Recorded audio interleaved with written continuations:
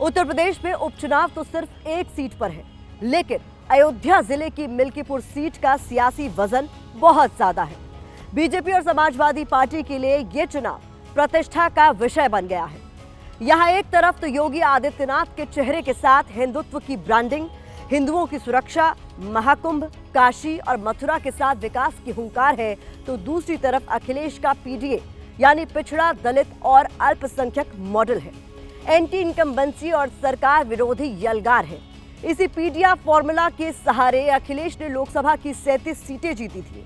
जानकार ये मानते हैं कि मिल्कीपुर में होने वाली हार जीत का संदेश 2027 में होने वाले विधानसभा चुनाव की दिशा और दशा तय करने में अहम भूमिका निभा सकता है।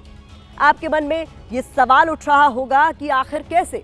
तो आंकड़ों के आधार पर मिल्कीपुर की डिटेल फाइल आपके लिए खोलेंगे, लेकिन पहले आपको हम ये दिखा देते हैं कि कैसे मिल्कीपुर की महाभारत में श्री कृष्ण के साथ कौरवों और पांडवों की एंट्री हो गई है।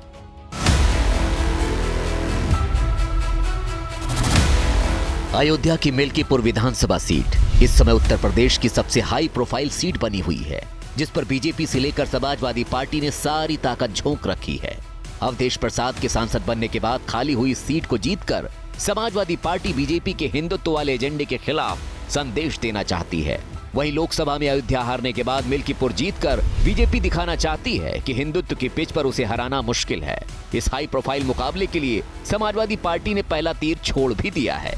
नवंबर में 9 सीटों पर हुए उपचुनाव में गड़बड़ी का आरोप लगाते हुए समाजवादी पार्टी ने चुनाव आयोग से मतदान प्रक्रिया की वेबकास्टिंग करवाने और उसका लिंक सभी उम्मीदवारों को दिए जाने की मांग की है।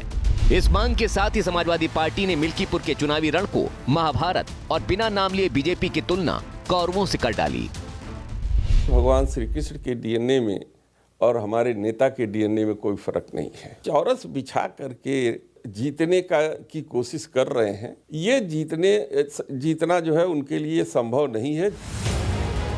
मिल्कीपुर के सियासी महाभारत में अखिलेश के डीएनए को श्री कृष्ण वाला बताने पर बीजेपी ने भी चौतरफा पलटवार किया।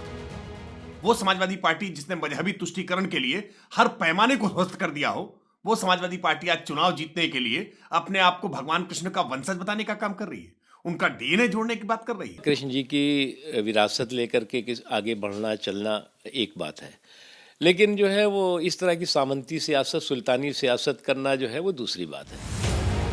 समाजवादी पार्टी जानती है कि वो हिंदुत्व के पिच पर बीजेपी का मुकाबला नहीं कर सकती, इसीलिए उसने वीरेंद्र सिंह के बयान को सीधे राम से जोड़ दिया। लोकसभा में अयोध्या सीट जीतने के बाद समाजवादी पार्टी ये दिखाने का प्रयास कर रही है कि बीजेपी नहीं बल्कि राम का आशीर्वाद उनके सिर पर है। 2022 के विधानसभा चुनाव में मिल्कीपुर सीट पर समाजवादी पार्टी के अवधेश प्रसाद ने बीजेपी के बाबा गोरखनाथ को करीब 13,000 वोटों से हराया था। आपकी टीवी स्क्रीन पर 2022 में मिल्कीपुर का चुनाव परिणाम है। इस सीट पर करीब 60% वोटिंग हुई थी, जिसमें से करीब 48% वोट अवधेश प्रसाद को मिले थे और 42% के करीब वोट बीजेपी के बाबा गोरखनाथ के खाते में गए थे। 2024 के लोकसभा चुनाव में अवधेश प्रसाद के सांसद बनने के बाद समाजवादी पार्टी ने अपने इस गढ़ को बचाने के लिए उनके बेटे अजीत प्रसाद को उतारा है, जबकि बीजेपी ने अभी तक उम्मीदवार घोषित नहीं किया है। माना यह जा रहा है कि बीजेपी दोबारा बाबा गोरखनाथ पर ही भरोसा जता सकती है। इसके पीछे की वजह क्या है और कैसे मिल्कीपुर की सीट यूपी में 2027 के विधानसभा चुनाव की प्रयोगशाला के तौर पर देखी जा रही है, उसके लिए आंकड़ों के साथ हमने मिल्कीपुर की ग्राउंड रिपोर्ट आपके लिए तैयार की है।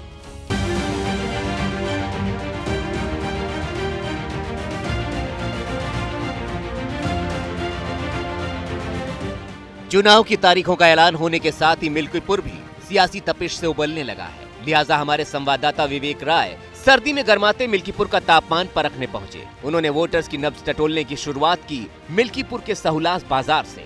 ये सहुलास बाजार है और आप देखिए जो लोग हैं, तमाम जो यहाँ के लोग रहने वाले वो हमारे साथ मौजूद हैं। उनसे समझेंगे कि मिल्कीपुर का माहौल क्या है। चुनाव होने वाला है, क्या माहौल है इस बार चुनाव? बीजेपी जीतेगी जी। समाजवादी पार्टी दावा कर रही कि वो यहाँ अरे दावा झूठा करता है। वो समस्या सरकार की ही है। वो उसको समस्या गौ से कोई सरकार का कोई कार्यकर्ता उसको देखने के लिए तैयार नहीं है। हम लोग तो गांव से लेकर के उसको दौड़ रहे हैं भैया, गौ सेवक नाते। यहाँ बीजेपी के पक्ष में हवा दिखाई दी तो छुट्टा पशुओं के मसले पर विरोध के स्वर भी सुनाई दिए। यहाँ से आगे हमने कुरावन बाजार का रुख किया। कुरावन बाजार है, आप देखेंगे ढेवा बाजार ये क्षेत्र है अयोध्या का, और ये मिल्कीपुर के लोग हैं यहाँ पर जो 5 तारीख को अपना जनप्रतिनिधि चुनेंगे, तय करेंगे। यहाँ बीजेपी और समाजवादी पार्टी के बीच मुकाबला बराबरी पर दिखाई दिया। यहाँ एक तरफ योगी आदित्यनाथ के विकास और हिंदुत्व मॉडल का जोर दिखा तो वहीं बेरोजगारी, भ्रष्टाचार और महंगाई के आरोपों के साथ तमाम लोग अखिलेश के पक्ष में भी आवाज बुलंद करते नजर आए। सपा जीतेगी 100%। ढेर सारे लोग थे कह रहे थे कि भाजपा जीतने वाली, जितना भाजपा को जीतना ही नहीं है यहाँ से। हमारे लिए भाजपा। अच्छा, आपके लिए सपा ठीक नहीं है? नहीं, हमारे लिए भाजपा ठीक है।